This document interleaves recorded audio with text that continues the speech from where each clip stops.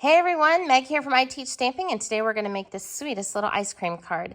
We're going to start with scrap paper that I've got torn edges on and layer it over a section of white cardstock. Some rubbing alcohol on a paintbrush. I'm going to just put that into my ink pad lid. I'm doing this in all 4 colors on my color palette, just taking a bone folder and tapping on my paintbrush. That's going to give me a cool splattered background. I just didn't want it all over my card front.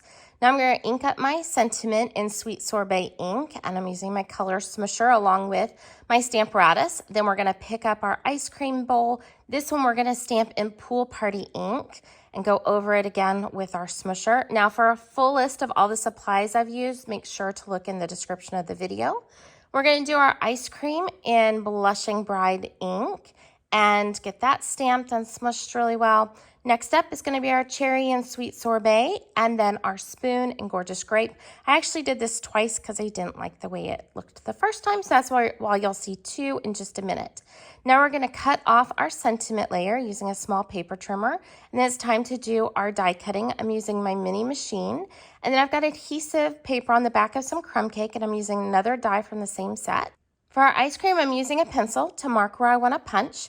I'm using a Post-it note as a handle and sliding it into my punch.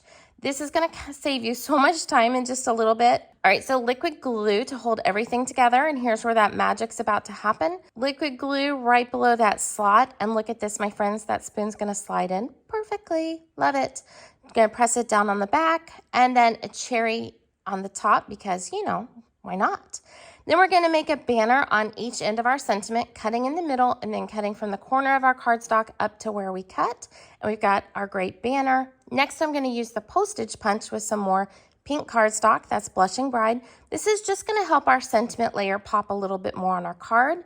Pool Party for our card base. Then we're going to add our splatter on the left. That cool die cut that we die cut out with the adhesive sheet on the back is going to get added on top of our splatter.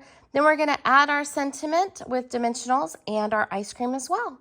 Make sure to like and follow I Teach Stamping for more ideas.